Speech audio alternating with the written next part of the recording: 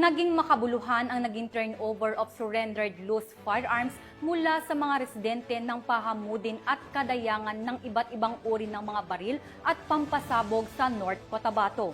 Ang kabuuan ng balita mula kay Patrolwoman Leonora Gawa. Matagumpay ang sinuko ng mga residente mula sa mga bayan ng Pahamudin na Balawag at Kadayangan ang iba't ibang uri ng baril at pampasabog sa barangay Salunayan, Midsayap, North Cotabato nito lamang Agosto taong kasalukuyan.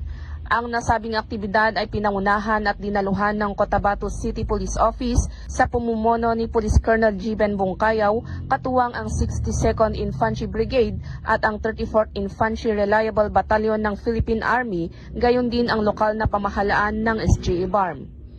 Layunin ng pagsuko ng mga armas na suportahan ang kampanya kontra loose firearms ng pamahalaan at militar sa ilalim ng Small Arms and Light Weapon Management Program na naglalayong mapanatili ang seguridad, kapayapaan at kaayusan sa rehiyon. Dumalo rin sa programa ang mga kinatawan mula sa PNP, militar at lokal na pamahalaan bilang patunay ng kanilang matatag na suporta sa advokasya para sa pangmatagalang kapayapaan. Ang hakbang na ito ng mga residente ay malinaw na sumasalamin sa kanilang kooperasyon at pagtitiwala sa pamahalaan at sa kapulisan upang makamit ang isang ligtas, matiwasay at mapayapang pamayanan para sa susunod na henerasyon. Mula rito sa rehiyon ng Bangsamoro, ako ang inyong Police News Network Correspondent, Patrolwoman Leonora Gawang, alagad ng batas, tagataguyod ng balitang pulis.